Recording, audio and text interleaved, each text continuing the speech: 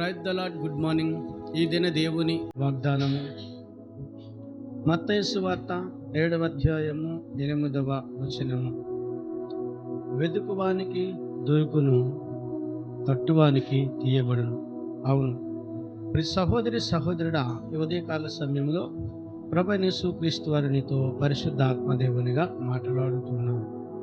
వెదుకువానికి దొరుకును. అవును, నీవు అనేకమైన లేమిలను కలిగి, అనేకమైన కష్టాలను కలిగి, అవసరతలతో యెహోలోకములో నాకు ఎవరు సహాయము చేస్తారు అని నలుదిక్కుల వెదుకుతూ మరి నీతో సహజీవనం చేస్తున్న మనుష్యుల వైపు చూస్తుంటుండగా ఈ ఉదయకాల సమయంలో ప్రభువైన యేసుక్రీస్తు నీతో మాట్లాడుతున్నాను.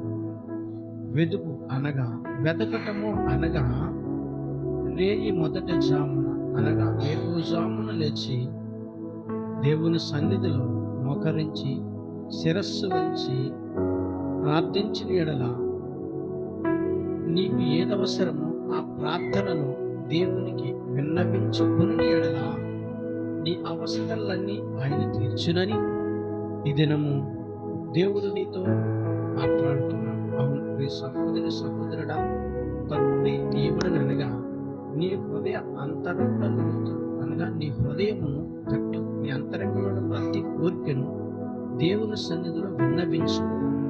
నీ హృదయమును తెరువు.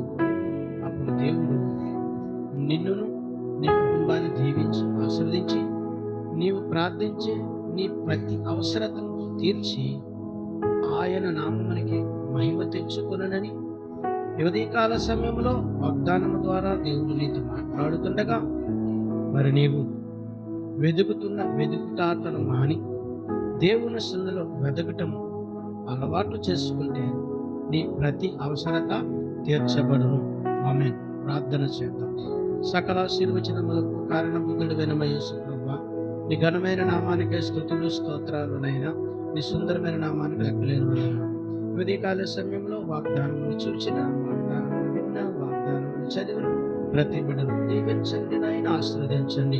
యేసుక్రీస్తు పరిశుద్ధమైన నామములో అడిగి వేడుకొనుచున్నాను పరమ తండ్రి. ఆమేన్.